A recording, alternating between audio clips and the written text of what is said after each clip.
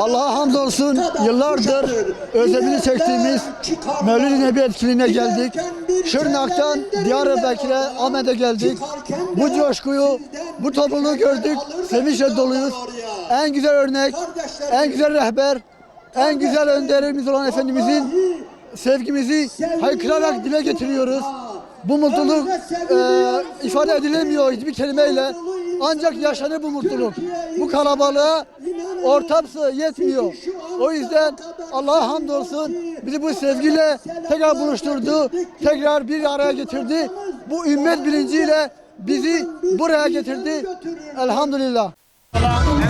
Biz 4 yıldır bu hasretle, bu özlemle yanıp tutuşurken Allah bu günleri bize nasip ettiği için Allah'a binlerce kez şükürler olsun.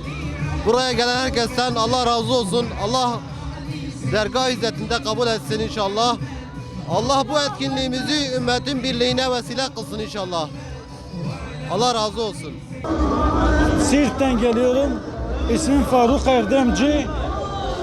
Ben kutlu doğum 10 yaş 20-15 arasındayken kutlu doğum haftasına geliyorum ve çok etkilendim kutlu doğum haftasından. Gerçekten de çok güzel bir coşkudur, çok güzel bir duygudur. Ve biz Hz. Muhammed sallallahu aleyhi ve sellem'in hatırı için geliyoruz.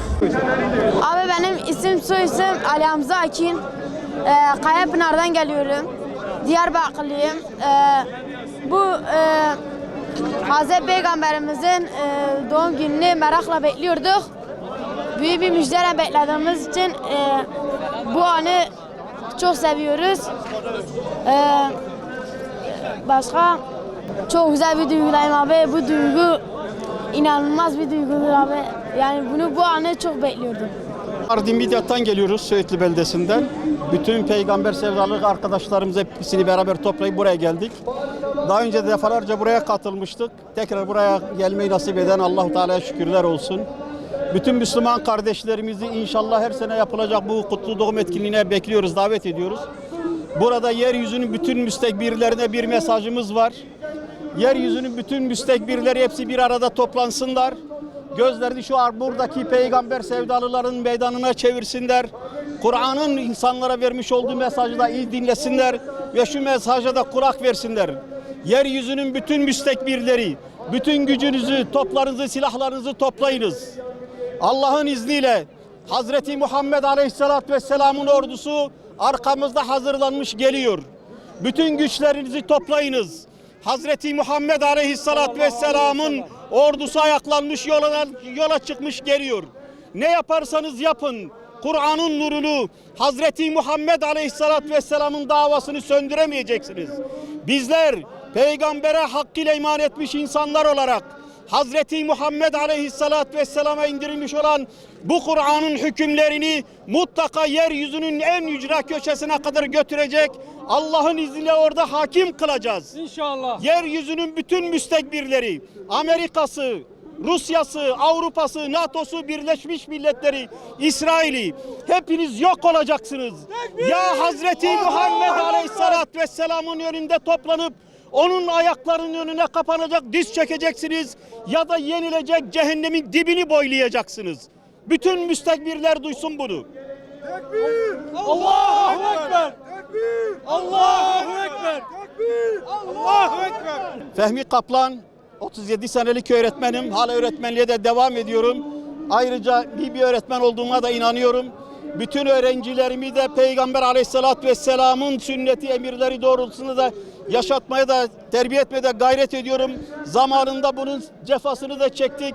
Asla da geri adım atmayacağız. Peygamberimizin yolundan, davasından da asla geri dönmeyeceğiz inşallah.